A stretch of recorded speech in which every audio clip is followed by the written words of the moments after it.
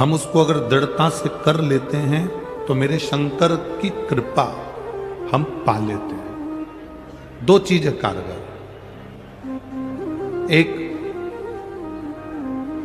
बिना कपट के, बिना छल के, बिना दिखावे के, बिना बेईमानी के, बिना लोभ के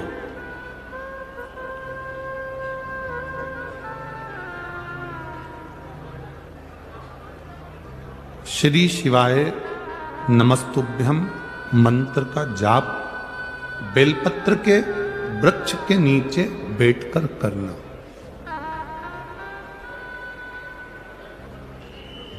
उसमें एक बार आपकी कामना हो जाना चाहिए, उसके बाद तुम्हारे मन में ये नहीं आना चाहिए कि मैं इस कामना के लिए ये जप कर रही हूं। शुरू दिन आप जब बेलपत्र के पेड़ के नीचे बैठे, शुरू दिन जब आप बेलपत्र के वृक्ष के नीचे बैठकर कामना कर कर एक बार अपने मन में आ जाना चाहिए कि मैंने इस कामना से श्री शिवाय नमस्तुभ्यम मंत्र का जाप किया।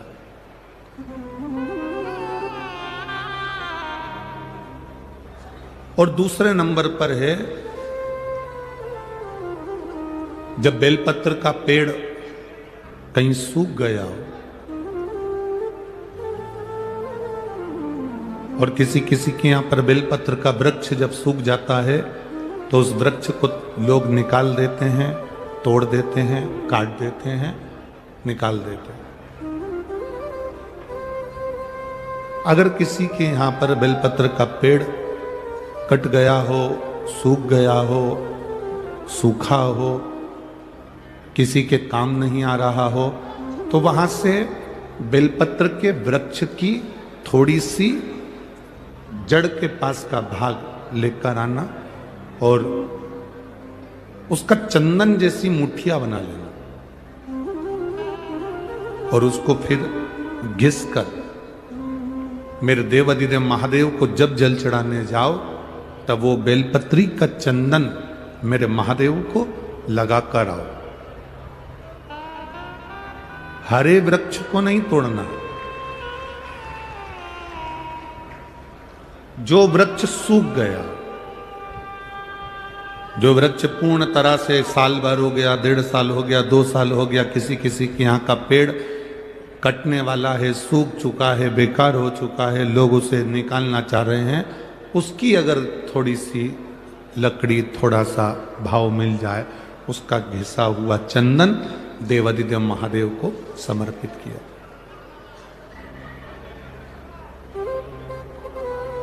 हरे वृक्ष की लकड़ी को नहीं।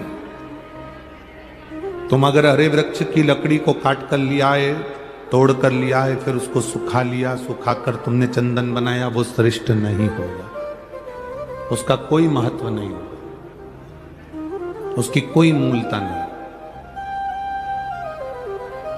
शिव महापुराण की कथा तो यहां तक कहती है कि हरे वृक्ष में से जब हम पत्तियां तोड़ते हैं तो उसकी डाली कभी नहीं टूटना चाहिए। वृक्ष में से केवल पत्ती तोड़ो पर डाली ना तोड़ो। फूल में से, फूल के पौधे में से, पुष्प की डाली में से पुष्प तोड़ो पर उसकी डाली कभी मत तोड़ो। तुलसी मां, तुलसी का दल तोड़ो पर डाली कभी नहीं तोड़ो। आंवले के वृक्ष के आंवले तोड़ो पर आंवले की डाली कभी ना तोड़ो। पीपल के वृक्ष के पत्ते तोड़ लो पर पीपल की डाली कभी ना तोड़ो। शमी के वृक्ष के पत्ते तोड़ लो पर शमी के वृक्ष की डाली नहीं तोड़ना चाहिए।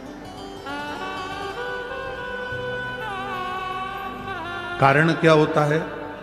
84 लाख मनुष्य की योनियां हैं और 84 लाख योनियों में से 20 लाख योनि पेड़ पौधे की है। वृक्ष, दुर्वा, पत्तियां, डालियां, ये जितने संपूर्ण ब्रह्मांड में जितने तुम्हें पौधे नजर आते हैं, चाहे वो जल के अंदर नजर आए, थल के अंदर नजर आए, गमले में नजर आए, जैसे तुम्हें पौधे का दर्शन हो रहा है, 20 लाख योनि वृक्ष की है, 20 लाख की। अब 84 लाख में से 20 लाख योनि तो वृक्ष की है। शिव महापुराण की कथा कहती है, हम फूल तोड़ते समय अगर डाली तोड़ देते हैं, हम पत्तियां तोड़ते समय वृक्ष की डालियां तोड़ देते हैं, तो 84 लाख योनि में से 20 लाख योनि वृक्ष की है, और वो योनियां हमको भुगतना पड़ती है। इसलिए केवल पत्तियां तो आपको पत्ती की जरूरत है, बेलपत्र की जरूरत है। ये बेलपत्र की आपको जरूरत है, आप बेलपत्र तोड़िए, डाली ना तोड़ना। फूल की जरूरत है, फूल तोड़िए, उसकी डालियां ना तोड़िए।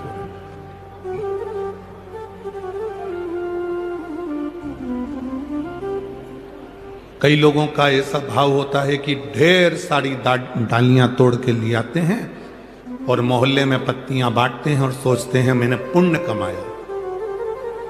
नहीं नहीं, इससे पुण्य की प्राप्ति नहीं। एक बड़ा सुंदर संवाद आता है।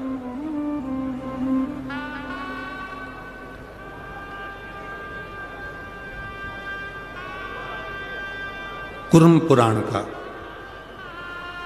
एक गिद्ध जंगल में रह रहा है,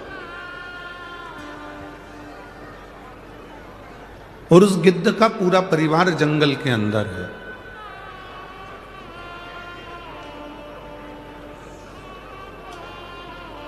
गिद्ध जंगल में है, गिद्ध का परिवार जंगल में है, वन में रह रहा है, वन विचरण कर रहा है। अब गिद्ध करता क्या है, उसका तो काम एक ही है, मांस नोचना, मांस को खाना।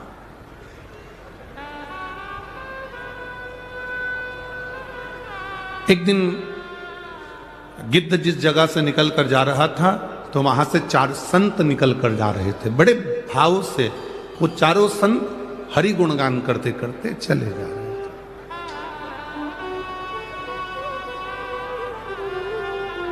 भगवान का भजन करते करते, प्रभु का नाम लेते लेते चले जा रहे।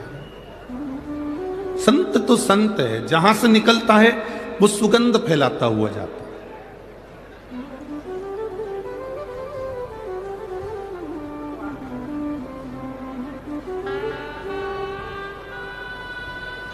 एक बेकार व्यक्ति और एक अच्छा व्यक्ति, एक अच्छे व्यक्ति का संग और एक बेकार व्यक्ति का संग।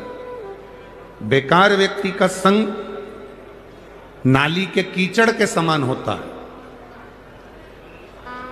अगर नाली के कीचड़ को नहीं हिलाओगे, तुम सोचो कि ये बदबू नहीं मारेगा, तो भी वो नाली का कीचड़ उसके पास बैठे रहोगे तो वो बदबू मारेगा ही। और अच्छे व्यक्ति का संग इत्र की तरह होता है, वो जहां से लगा कर जाएगा उसके पास वाले को सुगंध जरूर देता हो। मिले तो उस भैया से पूछना, उस भाऊ से बात करना।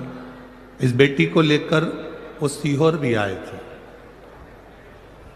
जिस समय इस बेटी को लेकर सीहोर आए थे, तब डॉक्टर ने इसको मरने की कतार पर छोड़ दिया था और कह दिया था कि ये, डॉक्टर ने कहा था कि ये अब मरने की कतार पर है, अब ये इसमें प्राण नहीं है। कई महीनों तक इस लड़की ने भोजन नहीं किया था। कई महीनों तक इस बेटी ने अन्न का दाना इसके मुंह में नहीं गया था, पानी भी नहीं पी पाती थी। आज वो बेटी को यहां प्रणाम करने के लिए इसलिए लेकर आए क्योंकि वो बेटी अब पानी भी पीने लगी है और भोजन भी करने लगी है, इसलिए उसको यहां लेकर आए।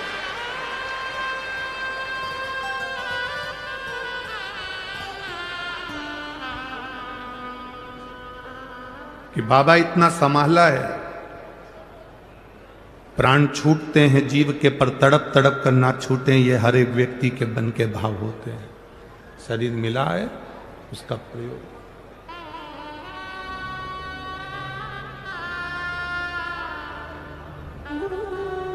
पहले पूरी की पूरी लेटी रहती थी, शुद्ध नहीं थी, देखती नहीं थी। अब वो कह रहे थे कि इसमें थोड़ा ज्ञान आया, अब समझने लगी है, देखने लगी है और सब उसके मन का भाव भी जानती है।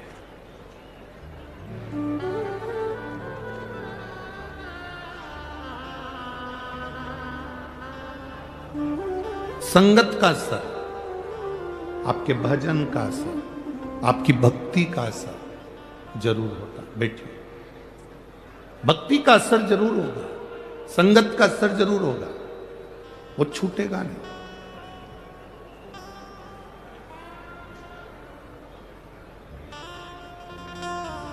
शिव कथा कह रही है कि गिद्ध ने 4 संतों को जाते हुए देखा तो वो भजन करते करते जा रहे थे, स्मरण करते करते जा रहे थे, स्मरण करते करते। राम कृष्ण हरि जय राम कृष्ण राम कृष्ण हरि राम कृष्ण हरि राम कृष्ण हरि राम कृष्ण हरि। भजन करते करते वो जा रहे हैं, स्मरण करते करते वो जा रहे हैं। अब गिद्ध को लगा कि संत जा रहे हैं तो क्यों ना थोड़ा सा ये क्या बात करते करते जा रहे हैं, मैं जाऊं इनकी सुनते सुनते।